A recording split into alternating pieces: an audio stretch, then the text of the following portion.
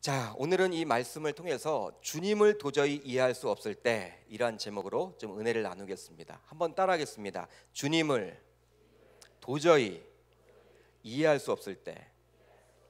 여러분, 그럴 때가 있습니까? 없습니까? 있어요, 없어요? 있죠.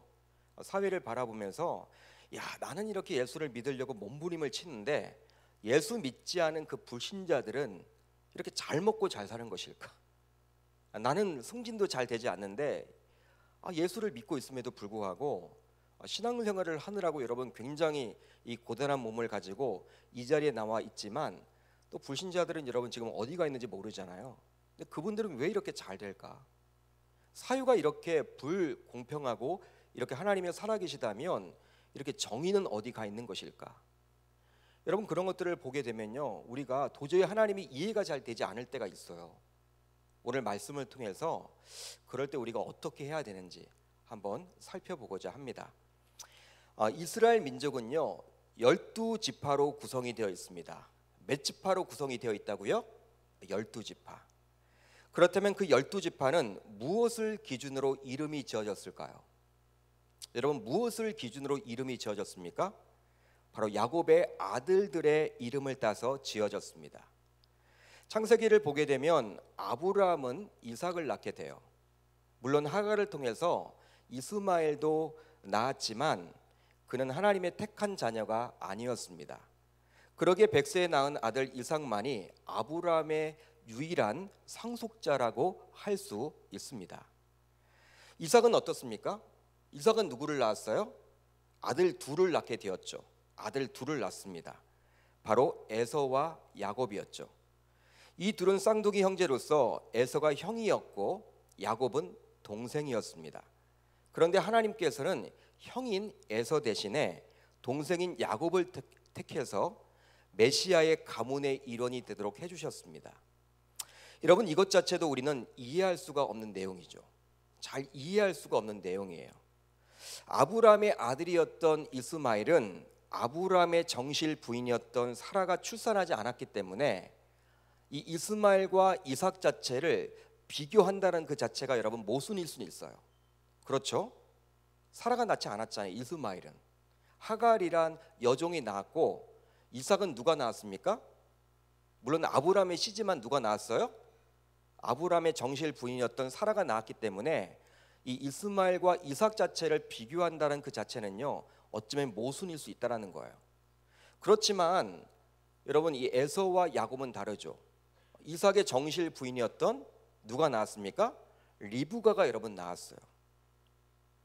여러분, 모태가 같아요. 모태가 에서도 낳았고 야곱도 낳았습니다. 그리고 쌍둥이라고 하지만 조금이라도 일찍 나오게 된 에서가 당연히 아버지 이삭의 축복을 받아 메시아 가문의 일원으로 이름을 당당히 올려야만 합니다. 여러분, 그러지 않을까요? 형이니까 일찍 태어났잖아요. 여러분, 몇 분이라도 일찍 태어났을 거 아니에요. 그것이 보다 상식적이고 당연하게 느껴집니다. 특별히 당시는 고대 사회이기 때문에 차남보다는 장남이 아버지의 상속권을 우선적으로 받게 되어 있었어요. 그런데 하나님께서는 형인 에서가 아니라 동생인 야곱을 축복하사 그를 장차 오게 될 메시아 가문의 일원이 되도록 해주셨다라는 사실이에요. 이런 하나님의 모습을 보고 있노라면 우리는 잘 이해가 되지 못하죠. 하나님을 이해할 수가 없어요. 이건 뭐냐? 왜 하나님이 그랬을까? 여러분, 우리의 생각으로 보게 되어도요 당시 고대 사회 속에서 이 장남 중심의 문화 아닙니까? 차남인 야곱보다는 장남인 에서가 아버지의 상속권을 다 이어받는 그것이 여러분 옳아요. 그것이 여러분 우리의 이성적인 사고와 맞습니다. 근데 여러분 잘 이해할 수 없죠. 성경은 그렇게 나와 있어요. 오히려 반대로. 한편 하나님께서 아브라함에게 주시고자 했던 그 약속이 과연 실현이 잘 될 것인지에 대해서 우리는 의문을 가질 수밖에 없어요. 그 내용이 바로 창세기 22장 17절의 내용인데 바로 다음과 같습니다. 내가 내게 큰 복을 주고 내 씨가 크게 번성하여 하늘의 별과 같고 바닷가의 모래와 같게 하리니 내 씨가 그 대적의 성문을 차지하리라. 아멘. 여러분, 아브라함은 손이 귀합니다. 아브라함은 여러분 딱 아들 하나, 이삭밖에 없어요. 이삭밖에 없는데 하나님이 지금 어떻게 약속을 해주고 있어요? 아브라함에게 하늘의 별과 같고 바닷가의 모래와 같게 하겠다. 후손이. 여러분, 이것이 과연 이루어질 수 있을까? 아브라함의 입장에서는요, 쉽지 않을 것 같아요. 아들이 지금 딱 하나인데 어떻게 하늘의 별과 같고 바닷가의 모래알처럼 많아질 수 있겠습니까? 그런데 야곱의 때에 이르러 상황이 이제 달라지게 되죠. 바로 4명의 여인이었던 레아와 라헬과 실바와 비라를 통해서 총 12명의 아들을 낳게 됩니다.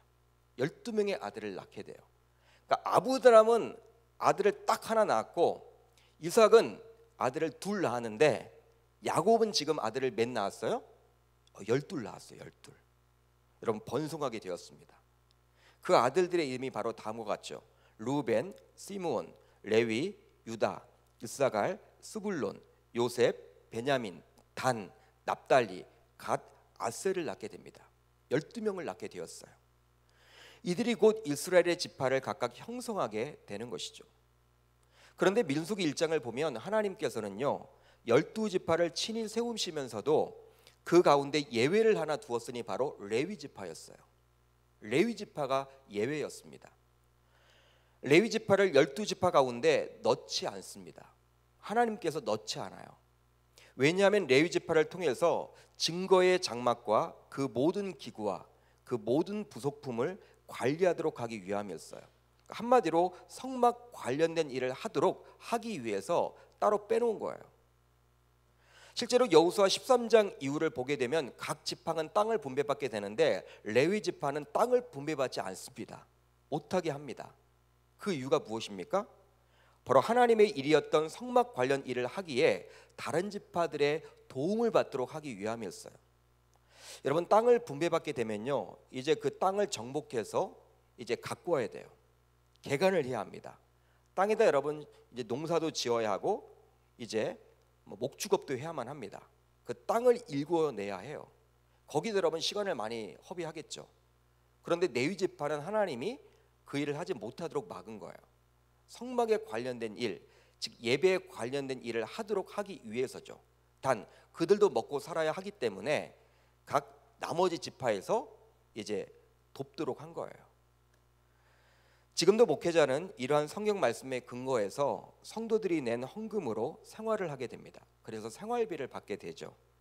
바로 교회와 예배에 관련된 일을 전념하도록 하기 위함이에요. 여러분, 레위 지파가 빠지니 그렇게 되면 12지파가 아니라 11지파 아닙니까? 그렇죠? 하나님께서 레위 지파를 뺐기 때문에 이제 야곱의 12아들 가운데 레위를 뺐기 때문에 11명만 남잖아요. 그러면 11지파 아닙니까? 12지파가 아니죠. 그런데 성경은 11지파가 아니라 12지파라고 이야기를 합니다. 그럼 그것은 어떻게 된 것일까요? 바로 오늘 본문을 보면 그 이유를 알 수 있습니다. 바로 요셉의 두 아들이었던 에브라임과 므낫세를 야곱이 아들로 받아들였기 때문이에요. 창세기 48장 5절을 보면 이렇게 나와 있죠. 내가 애굽으로 와서 내게 이르기 전에 애굽에서 내가 낳은 두 아들 에브라임과 므낫세는 내 것이라. 루벤과 시므온처럼 내 것이 될 것이요. 여러분, 어떻게 나와 있습니까? 내가 낳은 두 아들 에브라임과 므낫세는 누구 것이라? 나의 것이라고 이야기를 합니다. 여러분, 누가 누구에게 한 말이에요? 바로 야곱이 요셉에게 한 말입니다. 야곱은 요셉의 두 아들이었던 에브라임과 므낫세를 손자가 아니라 바로 아들로서 받아들일 것이라고 이야기를 하고 있어요. 이렇게 함으로 요셉은 다른 형제들에 비해서 2배의 유업을 받게 되었죠. 그리고 야곱은 요셉 때문에 요셉의 두 아들이었던 에브라임과 므낫세를 축복했음을 분명히 밝혀줍니다. 그 내용이 바로 창세기 48장 15절로 16절 내용이에요. 한번 같이 읽어보도록 하겠습니다. 시작.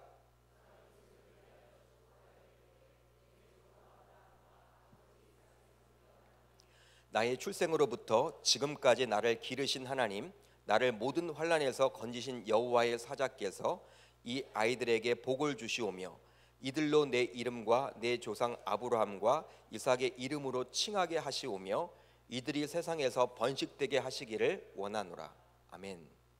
그가 요셉을 위하여 축복하여 이르되, 요셉을 위하여 축복하여 이르되, 한마디로 요셉을 축복하기 위해서 요셉의 두 아들을 축복해 주었음을 알 수가 있습니다. 야곱이 그리했다라는 것이죠. 야곱이 지금 요셉의 두 아들을 축복하고 있는데 누구 때문에 축복하는 거예요? 요셉 때문에. 사랑하는 성도 여러분, 저는 오늘 본문을 묵상하면서 요셉이란 인물 때문에 두 아들이 축복을 받았음을 생각하는 가운데 창세기 39장에 나오는 요셉 때문에 그 애굽 사람 보디발의 집이 복을 받았음을 생각해 보게 되었습니다. 그때도 하나님께서는 요셉 때문에 하나님도 모르는 애굽 사람 보디발의 집도 복을 받도록 해주셨죠. 저는 이런 요셉의 모습을 보면서 나도 이런 요셉과 같은 사람이 되어야 하겠다라고 다짐해 봤습니다.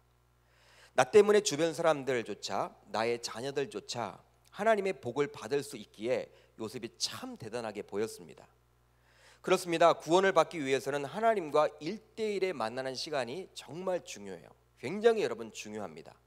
1대1의 관계가 여러분 필요하죠. 왜냐하면 구원은 하나님과의 1대1의 관계 속에서 일어나기 때문입니다. 여러분, 부모 덕분에 구원을 받지 못해요. 아내 덕분에 여러분 구원받는 건 아니에요. 자녀 덕분에 구원받을 수 있지 않습니다. 남편 때문에 구원받을 수 있지 않습니다. 구원은 바로 하나님과의 1대1의 관계예요. 그러나 요셉을 통해서 알 수 있듯이 하나님의 사람 덕분에, 하나님의 사람인 요셉 덕분에 누군가는 축복을 받을 수도 있음을 깨닫게 되는 것이죠. 여러분, 오늘 본문을 묵상하면서 혹시 왜 나에게는 이런 요셉과 같은 사람이 주변에 없나? 왜 나에게는 이런 요셉과 같은 사람이 붙지 않나? 이렇게 생각하면서 요셉과 같은 사람을 내 주변에 보내달라고 기도하고 계시지는 않습니까? 그렇다면 여러분들이 요셉과 같은 사람이 되어보는 것은 어떨까요? 여러분, 우리들은 보통 기도를 하면서 나 중심의 신앙생활을 가지고 이렇게 살아가기 때문에 기도의 내용들을 보아도요, 내 주변에 왜 요셉과 같은 사람이 없지? 하나님이 왜 요셉과 같은 사람을 나에게 안 보내주시는 것이지? 그 사람을 통해서 내가 복을 받으면 좋은데, 이렇게 생각을 하는 경우가 굉장히 많잖아요. 그리고 기도하잖아요. 그런데 여러분, 그것이 중요한 것이 아니라 내가 요셉과 같은 사람이 되어보는 것은 어떨까? 저는 그렇게 생각을 해봅니다. 요셉과 같은 사람이 됨으로 주변 사람들이 하나님의 복을 받도록 하는 것은 어떠할까요?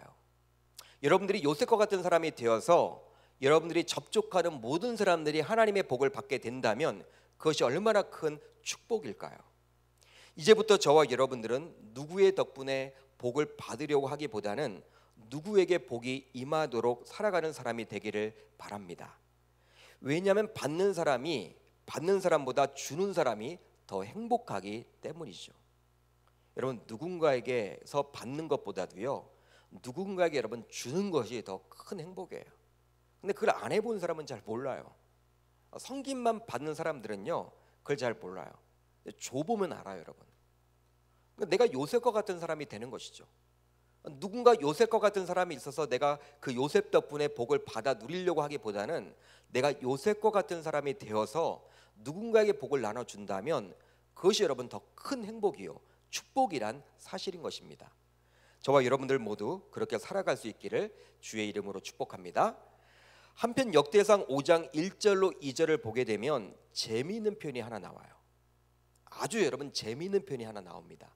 우리 한번 자막을 통해서 한번 같이 읽어봅니다. 시작. 이스라엘의 장자 루벤의 아들들은 이러하니라. 루벤은 장자라도 그의 아버지의 침상을 더럽혔으므로 장자의 명분이 이스라엘의 아들 요셉의 자손에게로 돌아가서 족보의 장자의 명분대로 기록되지 못하였느니라. 유다는 형제보다 뛰어나고 주권자가 유다에게서 났으나 장자의 명분은 요셉에게 있느니라. 아멘. 여러분, 야곱은 아들이 몇 명이라고 제가 말씀드렸습니까? 12이죠. 12아들이에요. 12아들이 있는데 요셉은 뒤에서 두 번째로 태어났습니다. 한마디로 11번째 아들이었어요. 11번째 아들. 그러니까 장자가 될 수 없는 위치죠. 장자가 될 수 없죠, 여러분. 첫째 아들이 죽으면 둘째, 둘째가 아니면 셋째. 여러분 11번째면요 거의 장자가 될 수 없는 위치예요. 자기 뒤에는 베냐민만 있었습니다. 베냐민만. 그런데 하나님께서는 요셉에게 장자의 명분을 줬어요. 장자의 명분을. 물론 가장 먼저 태어난 르우벤이 있었지만 육체적인 나이로는 르우벤이 여러분 가장 큰 형이었어요. 그런데 그는 아버지의 침상을 더럽혔기 때문에 장자의 명분을 빼앗기게 됩니다. 빼앗기게 돼요. 이 부분은 창세기 35장 22절을 보면 나오죠. 이스라엘이 그 땅에 거주할 때, 여기 나와 있는 이스라엘은 바로 야곱을 말합니다. 즉 야곱이 그 땅에 거주할 때 르우벤이 가서 그 아버지의 첩 비라와 동침하매 이스라엘이 이를 들었더라. 야곱이 듣게 되었어요. 르우벤이 가서 그 아버지의 첩 비라와 동침하에. 여러분 이 부분에 주목을 한번 해보세요. 집중을 한번 해보세요. 르우벤의 의도가 보입니다. 르우벤의 의도가 보여요. 그러니까 비라가 먼저 유혹한 것이 아니었어요. 비라가 먼저 유혹한 것이 아니라 르우벤이 비라를 범한 거예요. 그렇죠? 르우벤은 아버지의 첩이었기 때문에 어밋버린 비라에게 다가가서 의도적으로 그와 관계를 맺은 것입니다. 일어나서는 안 될 일을 지금 누가 벌인 거예요, 여러분? 르우벤이. 비라는 바로 야곱의 장인이었던 라반이 라헬에게 준 시종이었습니다. 라헬에게 준 시종이었어요.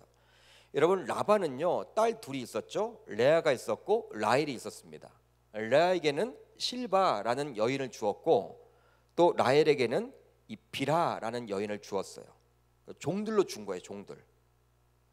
르우벤은 장자로서 어머니였던 레아의 마음을 잘 알고 있었습니다.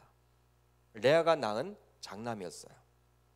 경쟁 구도 속에서 남편이었던 야곱은 자신보다도 자신의 동생인 라헬만을 사랑했기에 여자로서 레아는 힘든 나날들을 보낼 수밖에 없었습니다. 아무리 친동생이라 하지만 여자는 사랑받고 싶은데 자신의 남편인 야곱이 자신의 동생인 라헬만을 극진히 사랑하자 레아는 시기심이 있었던 거예요. 질투가 생기게 되었던 것이죠. 굉장히 여자로서 불행한 나날들을 보냈어요. 이런 상황 속에서 레아가 가장 먼저 낳았고 야곱의 장자가 된 르우벤은 어머니를 위한다라는 생각으로 비라에게 접근하여 고의적으로 관계를 맺었는지도 모릅니다. 성경은 그건 말하고 있지 않아요. 어떤 이유 때문에 르우벤이 비라와 관계를 맺었는지에 대해서는 말하고 있지 않아요. 근데 제가 생각을 해봤어요. 아마 그것 아닌가. 이미 라헬은 베냐민을 낳고 죽은 상태였습니다. 이제 레아의 입장에서는 꼴보기 싫은 사람은 비라만 남았겠죠. 왜? 비라는 누구 여러분 시종이었습니까? 라헬의 시종이었기 때문에. 이러한 어머니의 마음을 잘 알고 있었던 르우벤은 하지 말아야 할 죄를 짓게 된 거예요. 여러분 저는 오늘 본문을 묵상하다가 충동적으로 르우벤이 비라를 범할 수도 있었겠지만 어미였던 레아를 극진히 생각한 나머지 아버지의 침성까지 더럽히는 죄를 범하지 않았을까 그런 생각을 해보았어요. 성경 말씀을 읽다가. 왜냐하면 창세기 30장을 보게 되면 장남이었던 르우벤은 다른 아들들과는 달리 굉장히 여러분 효심이 강했습니다. 어머니에 대한 효심이 굉장히 강했어. 여러분 이제 장남이니까 나이가 제일 많잖아요. 레아가 여러분 다른 아들들로 낳았거든요. 다른 아들들은 그렇지 않았는데 이 르우벤은 다른 아들과는 달리 레아에게 화판채라는 귀한 식물을 드림으로 어미인 레아를 위로하려고 할 정도였기 때문이죠. 엄마를 기쁘게 하기 위해서 화판채라는 정말 귀한 식물, 여러분 그 화분을요 드리는 거예요. 식물을 딱 드리는 거예요. 엄마 기쁘게 하기 위해서. 정말 귀한 거를.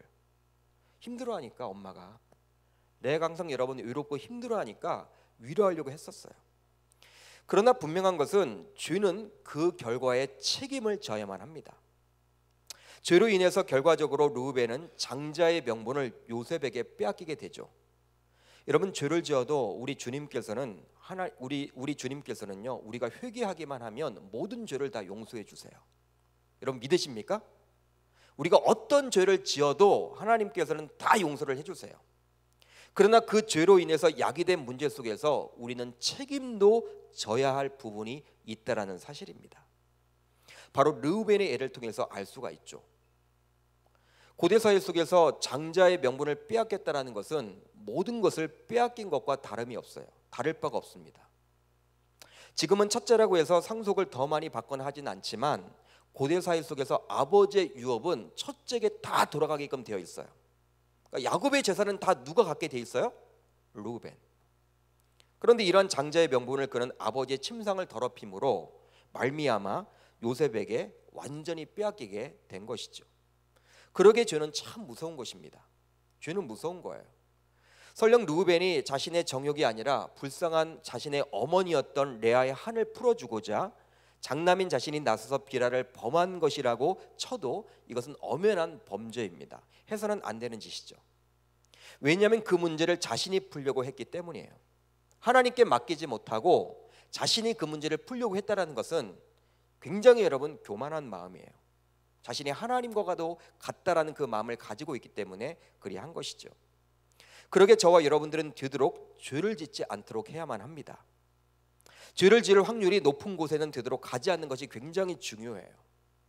죄에서 멀어지기 위해서 부단히 저와 여러분들이 힘써야만 합니다. 그러나 내 결단만으로는 되질 않아요.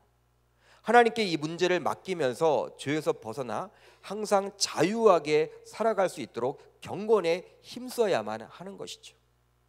여러분, 우리가 경건 훈련을 왜 받아야만 합니까? 여러분이 금요 성령 집회에 왜 나오셨습니까? 우리가 지난 월요일부터 이 금요일까지 달려오셨잖아요. 직장에서, 사업장에서, 가정에서, 학교에서, 삶 속에서 달려왔잖아요. 우리 주일날 예배를 할 텐데, 하나님 앞에 예배를 드릴 텐데 정말 정결한 마음을 가지고 깨끗한 마음을 가지고 나아가 예배를 해야 될 텐데, 바로 오늘이 여러분 바로 그 날이에요. 죄를 지은 것이 있다면 정말 철저하게 회개함으로 하나님과의 그런 관계에 있어서 단절됨이 아니라 깨끗한 마음을 가지고 예배할 수 있는 그 준비 단계가 바로 저는 이 금요 성령 집회라고 생각을 합니다. 저와 여러분들 모두 이제부터 죄에서 자유할 수 있기를 주의 이름으로 축복합니다. 이렇게 요셉 덕분에 요셉의 두 아들은 야곱으로부터 축복 기도를 받게 됩니다. 요셉의 다른 형제들은 받지 못하는 축복을 자신의 두 아들이 받게 된 거예요. 그런데 여러분, 오늘 말씀을 보게 되면 어떤 일이 벌어집니까?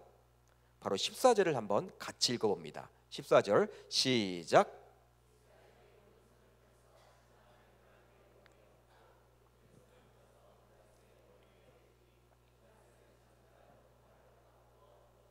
아멘. 요셉의 두 아들의 순서는요, 요셉의 장남은 누구였냐면 므낫세였고 차남이 에브라임이었어요. 장남이 므낫세, 차남이 에브라임이었습니다. 그러게 일반적인 질서를 알고 있었던 요셉은 야곱이 축복 기도를 하는 데 있어서 편하게 하도록 하기 위해서 야곱의 오른손 앞에는 누구를 앉혔습니까? 누구를 앉혔을까요? 여러분, 왼손보다는 오른손이 중요하잖아요. 그렇죠? 여러분, 오른팔이 여러분 되게 굉장히 여러분 더 서열이 위잖아요. 누구의 여러분 왼팔보다는 오른팔이 더 여러분 서열 위입니다. 그렇죠? 여러분, 야곱이 이제 축복 기도를 할 텐데 자신의 두 아들, 그런데 이 야곱의 오른팔 앞에는 누구를 앉혔을까요? 요셉의 입장에서는 당연히 여러분 장남이었던 므낫세를 앉혔겠죠. 그것이 여러분 상식이니까. 왼손 앞에는 여러분 누구를 앉혔습니까? 에브라임, 차남인 에브라임을 앉혔어요. 편하게 안숙 기도를 하기 위함이겠죠. 이렇게 여러분 안숙 기도를 하는 거예요. 이렇게 하도록 하기 위해서 야곱이. 그런데 어떤 일이 여러분 벌어집니까? 14절 말씀을 보니까 야곱이 엇박귀어 기도를 하고 있는 거예요. 크루스를 지어서. 이런 희한하죠 여러분. 말도 되지 않는 순서대로 하고 있는 거예요. 크루스를 해서 오른손으로 차남인 에브라임을 기도하고 있고 왼손으로 장남인 므낫세를 기도합니다. 여러분, 이 광경을 지켜본 요셉의 마음은 어떠했을까요? 편하지 않았어요. 오늘 말씀을 쭉 읽어보시면요, 우리가 아까도 읽어봤지만 편하지 않았어요.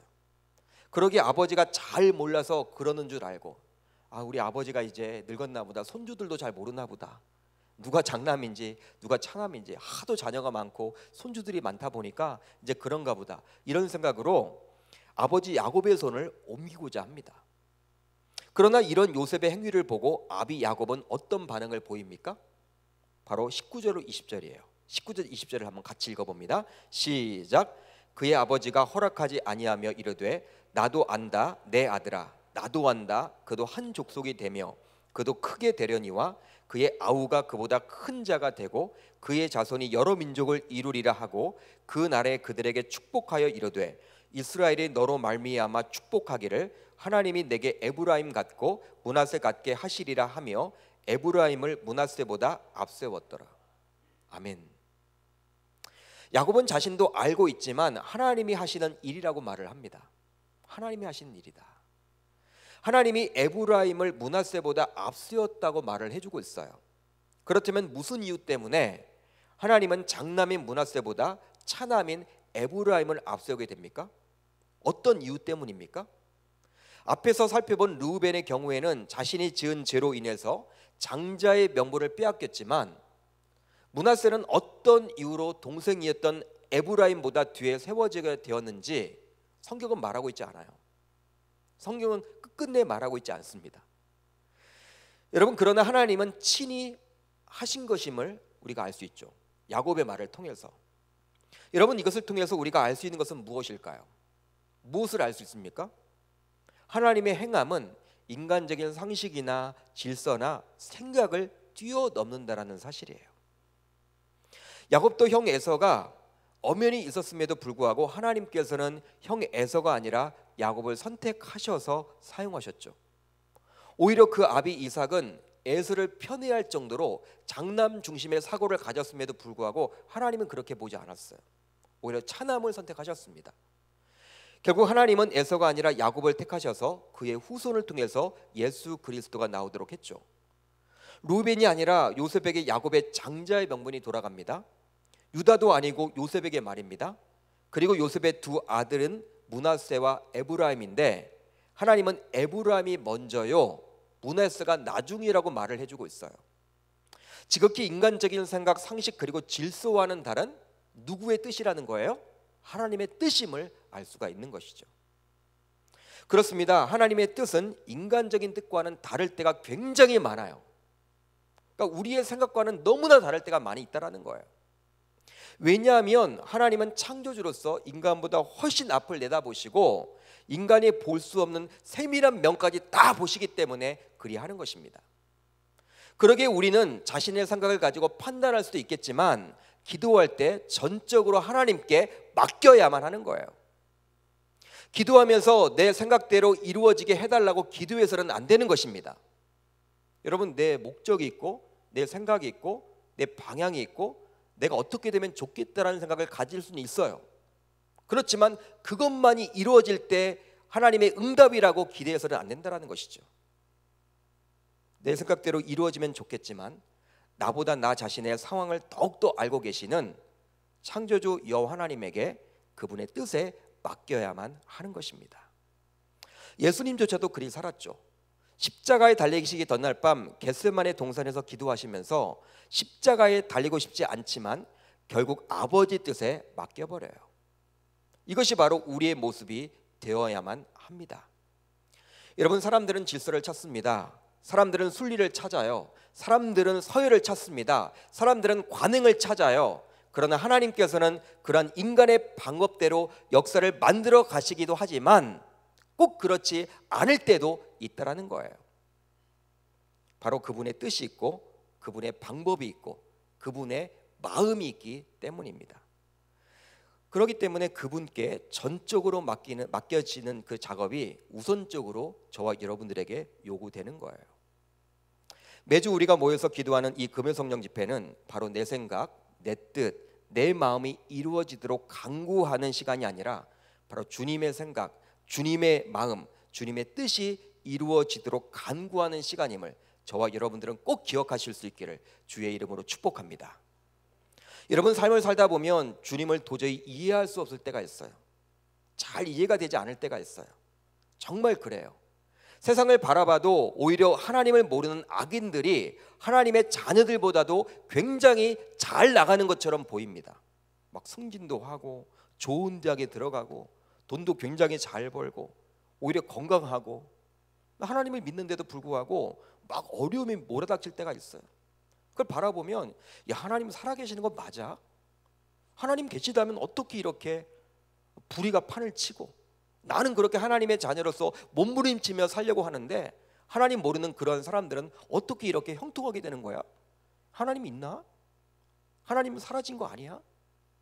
원망할 때도 많이 있죠. 즉 주님을 도저히 이해할 수 없을 때가 있다라는 거예요. 또한 주님의 핏값으로 세워졌다라는 교회를 봐도 세상과 별반 다를 바가 없고 세상의 방식 그대로 그것에 동조하는 분들도 여럿 있음을 보면서 굉장히 교회를 바라보며 실망이 있을 때도 있습니다.